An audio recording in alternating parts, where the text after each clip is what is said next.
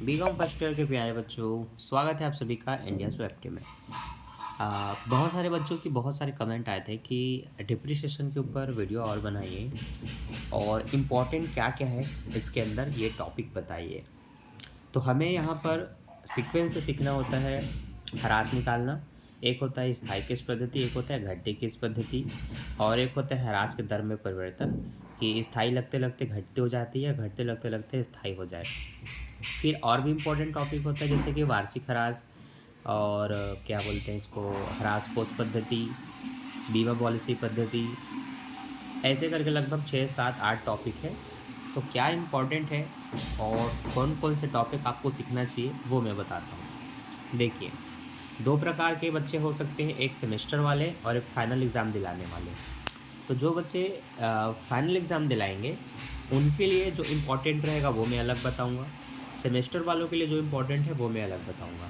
तो वीडियो में बने रहे, एंड तक स्टार्ट करते हैं बिना किसी देरी के। चलिए, सबसे पहले हम बता दें कि अगर आपको थ्योरी पढ़ना है तो आपको ह्रास की परिभाषा आनी चाहिए कि क्या होता है, और इसके बाद आपको ह्रास क्यों निकलता है उसको उत्पत्ति के कारण आपको पूरा पढ़ना पड़ेगा, लगभग 7 पॉइंट पे। इसके बाद ह्रास को लिखते क्यों है, ह्रास प्रावधान करने के उद्देश्य क्या होते हैं वो आप यहाँ पर बताएंगे।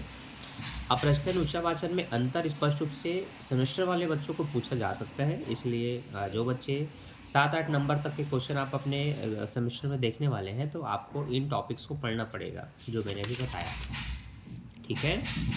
तो इस तरह से आपको ये पूरी थ्योरी आपको पढ़ के समझनी पड़ेगी, रटना नहीं है, याद नहीं करना है, पर बेसिक रूप से समझना है कि हर एक पॉइंट में क्या दर्शाया या समझाया जा रहा है। जब इतना आप क्लियर कर लेते हैं तो अब आपको मैं बताता हूँ कि कितने टॉपिक्स है जो आपको पढ़ना है।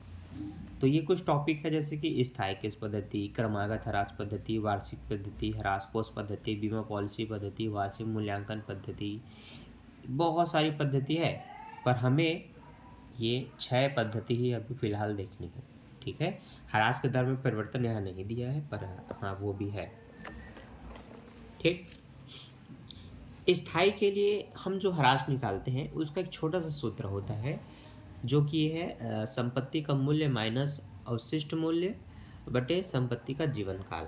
एक बेहतरीन सा इसका एक सूत्र होता है जो मैं आपको लिख करके अपने वीडियो में बताया हूँ। स्थायी किस पद्धति की वो पहले वीडियो आपको देखनी चाहिए, जो कि मेरे चैनल में पहले से अपलोड है। हाँ, तो अब बताता हूँ सेमेस्टर वालों के लिए क्या क्या इम्पोर्टेंट है। सेमेस्टर वाले बच्चों के लिए 5 नंबर, 7 नंबर, 8 नंबर तक के क्वेश्चन आते हैं, तो उनके लिए इम्पोर्टेंट है ये स्थायिक पद्धति। छोटे क्वेश्चन अगर आते हैं 5 नंबर के तो आपको बस ऐसे ही क्वेश्चन दिया जाएगा जिसमें एक संपत्ति का मूल्य, ह्रास के दर, जीवन काल वगैरह कुछ दिया रहेगा और बोलेगा कुछ वर्षों का खाता बनाइए, 3 साल 4 साल का। तो ये छोटे छोटे क्वेश्चन जो है आपका उदाहरण 1, 2, 3 तक के आपके लिए इम्पॉर्टेंट होते हैं, तो इन सभी को आपको देखना है और इन पर भी वीडियो बन चुकी है, मैंने आपको ये सब एक्सप्लेन कर दिया है। साथ ही साथ और जो दूसरा टॉपिक है वो क्रमागत ह्रास से होता है। क्रमागत ह्रास भी एक ऐसा टॉपिक है जिससे थ्योरी प्लस प्रैक्टिकल क्वेश्चन आते हैं। तो इसमें सबसे पहला जो प्रैक्टिकल बनता है वो है दर निकालने। दर निकालने के लिए ये फार्मूला दिया गया है जिसमें संपत्ति का मूल्य ब्रैकेट के अंदर 100 माइनस दर बटे 100 बराबर अवशिष्ट मूल्य होता है। हिंदी में मैंने बता दिया, इंग्लिश में तो देख लो बच्चे, दिया हुआ है। इस मेथड से आप इसको निकालना सीखते हैं। इस पर भी वीडियो बन चुकी है और अपलोड है, आप कृपया ढूंढिए फाइनेंशियल अकाउंटिंग के प्लेलिस्ट में, ठीक है। इसके बाद बड़े क्वेश्चन इसके यहाँ से शुरू होते हैं जो कि बहुत बड़े नहीं है, 5 नंबर, 7 नंबर, 8 नंबर तक के ये लायक है, ठीक। चलिए, बहुत सारे बच्चों को क्रमागत ह्रास पद्धति नहीं पता, ह्रास कोष पद्धति नहीं पता, चालू वर्ष में परिवर्तन की पद्धति नहीं पती। तो देखिए, सबसे ज़्यादा इम्पोर्टेंट होता है सेमेस्टर वाले हो चाहे फाइनल एग्ज़ाम वाले हो, ये क्वेश्चन अकेले 15 नंबर के लायक होते हैं। तो ये क्वेश्चन अगर आप सीखते हैं तो आपका एक बड़ा क्वेश्चन कवर हो जाता है। लिखा क्या है, चालू वर्ष में परिवर्तन विधि का प्रभाव होना। ये एक ऐसा टॉपिक है जिसमें कंपनी पहले से स्थायी या घटती कोई एक पद्धति से ह्रास लगाते रहती है, फिर इसको मूल्यतः बदल दी जाती है। तो देखो, ये प्रश्न ये बता रहा है कि 37,000 में एक संपत्ति को खरीद के तुरंत उस पर 2,000 रुपये का व्यय किया तो अब उसकी लागत बढ़कर गई 39,000 हो गई। और 1,000 रुपये, अच्छा 1,000 रुपये और इसके स्थापना में हुए तो टोटल 40,000 रुपये इसकी स्थापना की लागत हो गई। तो हम कह सकते हैं कि संपत्ति के टोटल कॉस्ट जो है वो 40,000 है। 1 अक्टूबर 2012 को इसने दूसरी मशीन 10,000 रुपये की क्रय की गई और 1 अक्टूबर 2013 को एक और मशीन हाँ जो पहले खरीदी गई थी उसको 28,000 में बेच दी गई। हाँ, उसी दिन उसने एक और मशीन 25,000 रुपये में क्रय की और 1 अक्टूबर 2014 को दूसरी मशीन जिसे 1 अक्टूबर 2012 को खरीदा था 10,000 रुपये में, उसे 2,000 रुपये में बेच दी गई। ह्रास की दर 10% वार्षिक मूल लागत पर साधारणतः 31 मार्च को लगाया गया, लेकिन 2012-13 से इसको बदल करके 15% कर दिया गया क्रमागत ह्रास पद्धति अनुसार। ये एक ऐसा टॉपिक है जिसमें आप सबसे पहले जिस पद्धति से बनाने को बोल रहे हैं कुछ वर्षों तक आप वैसा बनाएंगे, लेकिन कुछ वर्ष बाद इसको बदल दिया जाता है। तो दोनों ही अलग अलग दरों का आपको ह्रास निकालना पड़ेगा और दोनों को आपस में घटाना पड़ेगा। मैंने क्या बोला, ध्यान से सुनिए। स्थाई से जितना परसेंट बोला है आप निकालते हुए चलेंगे कुछ वर्षों तक, जब तक वो चेंज ना हो। फिर जहाँ से चेंज होगा और दर में जो भी परिवर्तन होगा उस दर से फिर आप निकालेंगे वो शुरू से क्रमागत पद्धति अनुसार।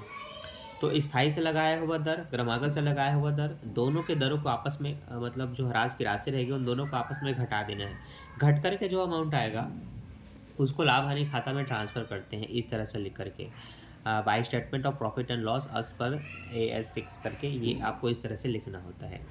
तो आप देखेंगे मूल लागत इसकी 40,000 है, आपको पता चल गया। 40,000 का अगर आप 10% लगाते हैं बच्चों तो 4,000 निकलेगा, लेकिन स्थाई के अनुसार 4,000 है, लेकिन अगर आप घटती के अनुसार निकालें जो कि 15% है तो 15 चौक 60 6,000 निकलेगा। कितना निकलेगा? 6,000। अब आपको क्या करना है, स्थाई से आपने 4,000 निकाला और घटती से आपने 6,000 निकाला, तो जिस साल से बदलेगा, देखिए 11 हमने खरीदा तो 11-12 का हम बनाएंगे पहले साल, लेकिन 12-13 से इसको बदल देना है। तो 12-13 में क्या करेंगे, आपको सबसे पहले डिफरेंस को लिखना होगा कि ह्रास में कितने का अंतर है। तो पहले ह्रास था 4,000, लेकिन अगर आप क्रमागत से निकालेंगे तो निकलेगा 6,000। आप निकाल के देखिए 40,000 का 15% आपको निकलेगा 6,000। 4,000 और 6,000 को घटा देंगे तो 2,000 बचेगा। इसी 2,000 को देखिए, सबसे पहले इसी को लिखा जाता है bye statement of profit and loss, लाभ हानि विवरण को एज पर AS 6 2,000 रुपये लिख दिया। ठीक है। अब जो संपत्ति की लागत होती है इस साल घटाने के बाद, उसमें से अतिरिक्त राशि को घटाने के बाद जो आएगा उसका आपको 15% निकालना है।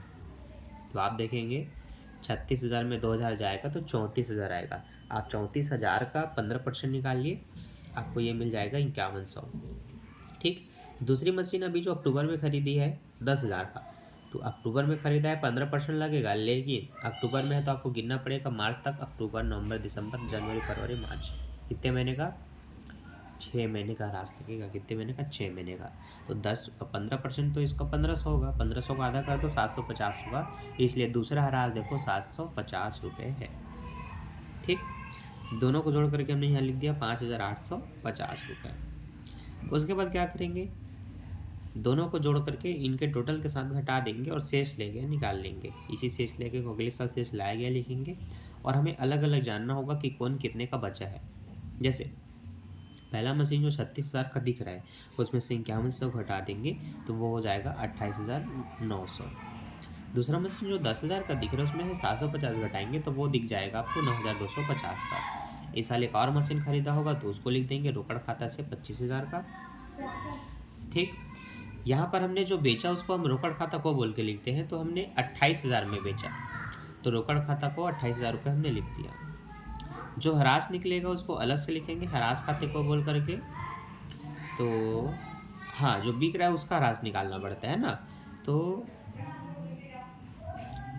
28,900 की जो मशीन है अभी पहली वाली वो इस साल बिक रही है, तो उसका आप लगाएंगे घटती किस पद्धति अनुसार 15% की ह्रास। और अभी अक्टूबर में बिक रहे इसलिए 1/6/12 करना है, जो कि कट के 1/2 हो जाता है। तो इसका 15% निकाल लिए, फिर इसको 2 से भाग दीजिए, जो आएगा वो आपका ये ह्रास है। ठीक है। अब मशीन की लागत है 28,900, उसमें से ये 2,100 को घटाइए, उसके बाद आप 28,000 में बेचेंगे उसको घटाइए तो आपको लाभ मिलेगा, क्योंकि खुद 28,000 का है, उसमें से 2,000 कुछ और कट गए तो वो और कम हो जाएगा। अब उस कम की मशीन को हमने 28 में बेचा, मतलब 2,000 कुछ का प्रॉफिट है। या 1200 कुछ भी जो भी। तो जो प्रॉफिट है ना, वो हमेशा इधर आता है, उधर ना करके इधर आता है, इसलिए प्रॉफिट को देखिए इस तरफ लिखा गया है। ठीक है, तो बस ये कुछ चीज़ें आपको ध्यान देनी पड़ती है कि जब ह्रास के दर में परिवर्तन हो जाए तो स्थाई में लग रहा हो तो स्थाई भी निकालना है, घटती में लग रहा होगा तो घटती भी निकालना है, और दोनों को आपस में घटाना है। अतिरिक्त राशि को लाभ हानि विवरण को हस पर या 6 करके इस तरफ पे ट्रांसफ़र कर देना है, और इतना अगर आप कर लेते हैं तो बस बन गया आपका खाता। ठीक है, तो ह्रास की दर में परिवर्तन, चेंज द मेथड, ये एक बेहतरीन टॉपिक है, 15 नंबर के लिए आता है, और बाकी इजी बनेगा, नॉर्मल बनेगा जैसे आप बनाना सीखे हैं। लेकिन मेन जो परिवर्तन होता है वहाँ पर ये राशि निकलती है, ये समझना बहुत इंपॉर्टेंट होता है। ठीक है, आई होप आपको ये टॉपिक समझ में आया होगा। अगर नहीं आया है तो इस पर एक फुल डिटेल वीडियो भी बन चुकी है, आप उसको भी देख सकते हैं, और अगर फिर भी नहीं बनता है तो हम आपको एक एक तो बना करके बताएंगे हमारे नेक्स्ट पार्ट में। तो अगर बिल्कुल समझ में आया तो आप बिल्कुल कमेंट कर दीजिए कि इसका नेक्स्ट पार्ट लाइए जिसमें फुल डिटेल से इसका सोल्यूशन। तो अभी के लिए बाय, मिलते हैं नेक्स्ट वीडियो में। Thanks for watching.